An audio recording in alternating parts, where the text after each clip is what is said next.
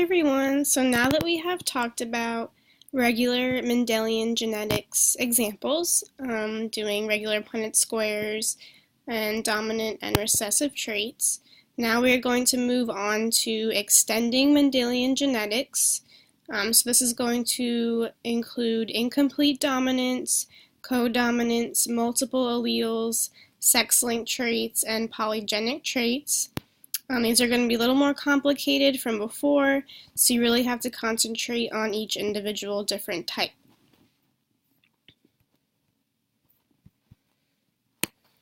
So just a little review about non-Mendelian genetics.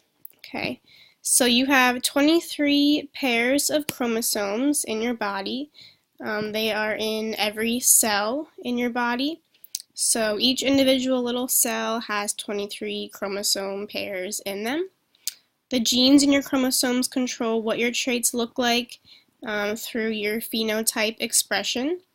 So that's what you physically look like. And then some traits do not follow the simple dominant and recessive relationship like we talked about before. So now we're going to talk about more complex phenotypes such as hair color, eye color, blood typing, and stuff like that. The first one is going to be called incomplete dominance inheritance.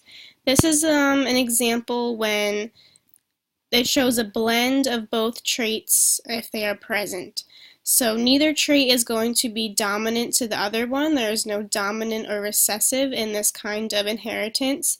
It's actually going to blend together the two different traits, kind of like a mixing.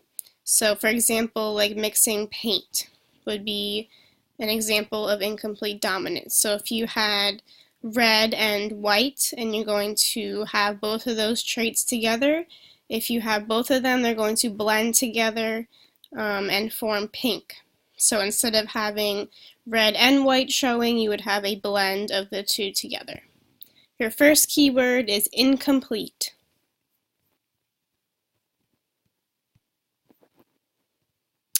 So an incomplete dominance example here. So it says, in some flowers the alleles for petal color are incompletely dominant. If both genes are present, the colors blend together in the offspring. Show a cross between a red flower and a white flower. So the red flower genotype is going to be capital R, here's parent 1, and then the white flower is going to be capital W, capital W. So you're going to cross those two in the Punnett square like usual. So you have your red and your white parent. So the two R's go on the top and then the two W's would go on the side. You would cross them as usual. So instead of having two of the same letters that are now capital and lowercase, now you're having two different letters totally, okay, representing the phenotype. So red and white, so R for red and W for white. You're going to cross them as usual, so the R's will go down and the W's will go over, and you will have an RW in each square. Okay, so that means a red and a white is going to blend together, so you would have all pink then. So the genotype probability or phenotype would be 100% RW, and the phenotype would be 100% pink. Another example for incomplete dominance would be hair. So straight hair is capital S, curly hair would be capital C, and then an incomplete dominant hybrid would be CS. So that would be wavy hair, a blend together of curly and straight. So if you're going to cross a curly parent and a wavy parent, so the curly parent would be capital C, and the wavy parent would be capital CS. So you're going to cross those two. You would get 50% curly and 50% wavy, or 1-to-1% ratio, and you would have 50% capital C, and 50% capital C, capital S for your genotype probability. Your second keyword is dominance.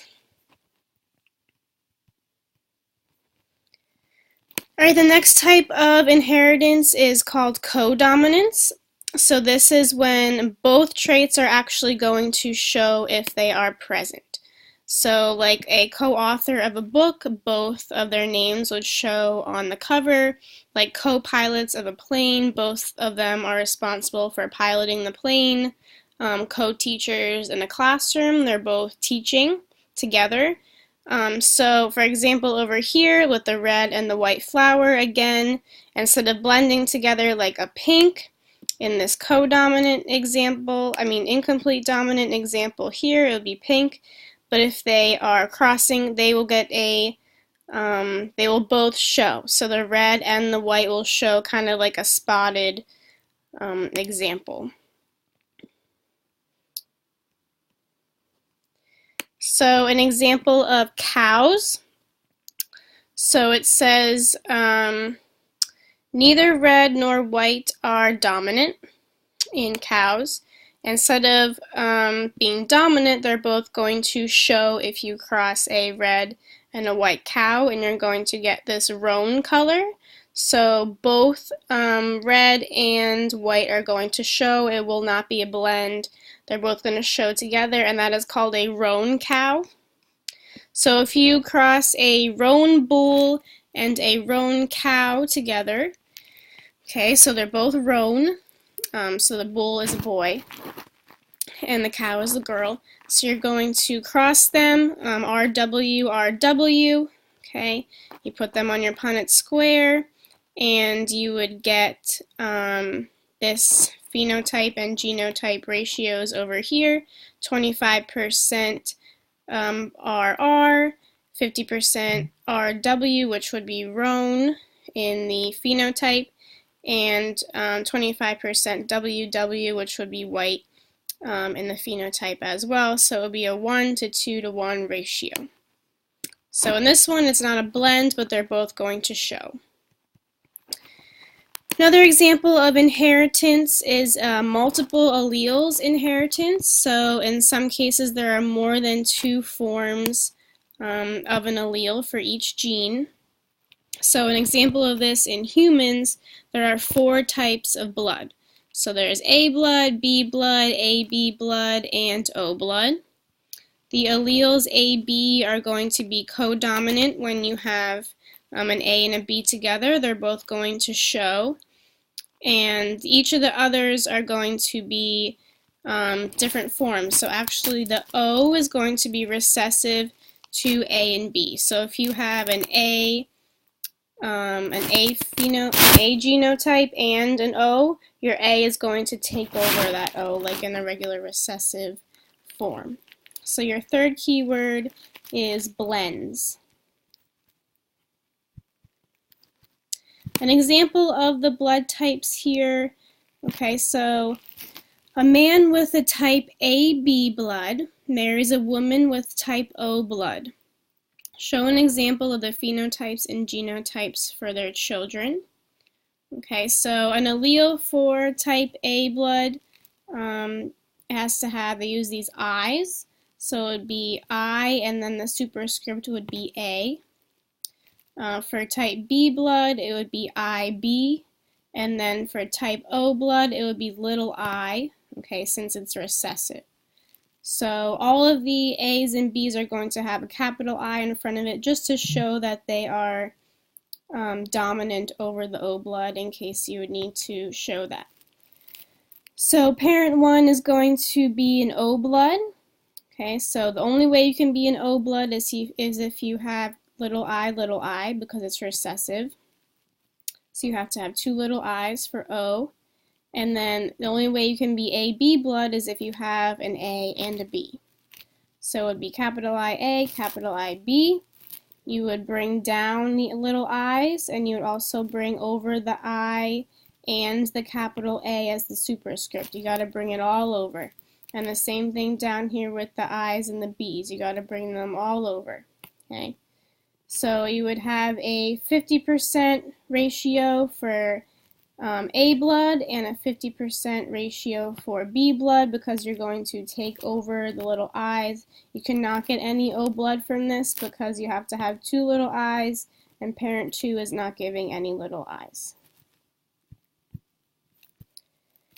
An example here, okay, so a woman with A blood marries a man with type AB blood, and they have a baby.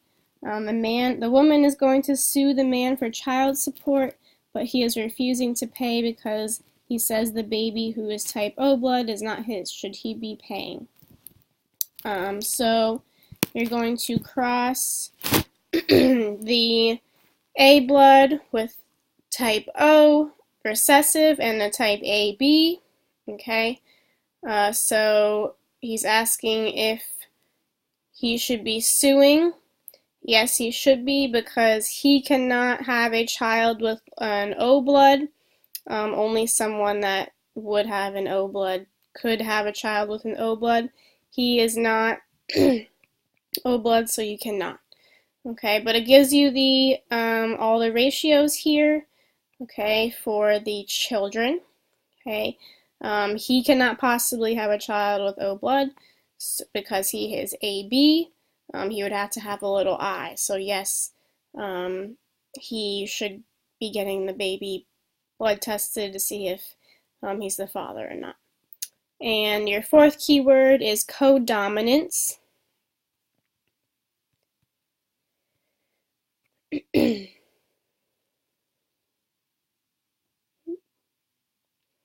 All right, next, sex-linked traits.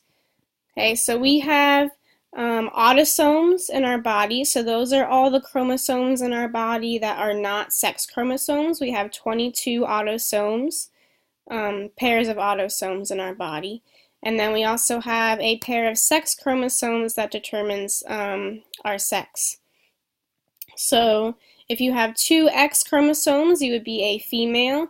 And if you have an X and a Y chromosome, you would be a male. And the X and the Y chromosomes carry different information on the genes in sex-linked traits. Your fifth keyword is shows. So this is an example here of a Punnett square for sex-linked traits. Okay, in fruit flies, the gene for eye color is carried on the X chromosome, which is a sex-linked trait. The allele for red eyes is dominant over the allele for white eyes. If the white-eyed female fruit fly is mated with a red-eyed male, predict the possible offspring. So red eyes is dominant over white eyes, so it's going to be the same as in a regular Punnett square, except you're going to have to include the X and the Y, since you're talking about X chromosomes now. So the female is always going to have 2 X's, so in parent 1, she is going to have 2 X's, and then since she is white-eyed, she's going to have 2 little R's, because it's recessive. And then the male is always going to have an X and a Y, and since he is red eyes, he's going to have 1 big R. You only put the superscript on the X's because they're sex-linked traits, which are only going to be on the X chromosome. So whenever there is a Y, you do not need to put a letter on that. So you're going to cross them as usual. Okay, you're going to bring down the X and the R, bring down the X and the R, bring over the X and big R, and then you have to bring over the Y. So when you're looking at this, you're not only looking at what the eye color is, but you also have to determine if it's male or female. So here you have 2 males, and they are both going to have white eyes. And then up here you have 2 females, and they could have red eyes, but be a carrier for white eyes. Here's another example about sex-linked traits for hemophilia. Okay, so you're crossing a carrier for hemophilia for the female, a capital H and a lowercase h, and then a male who does not have hemophilia, and you only have a 25% chance of getting a child with hemophilia since it is a recessive allele. It is more common for males to get recessive traits for X-linked disorders because they only have one X. So if they get that lowercase h, they would have the disorder. And then the last type of inheritance is polygenic inheritance. So this is sometimes more than one gene may control the expression of a trait. So this would be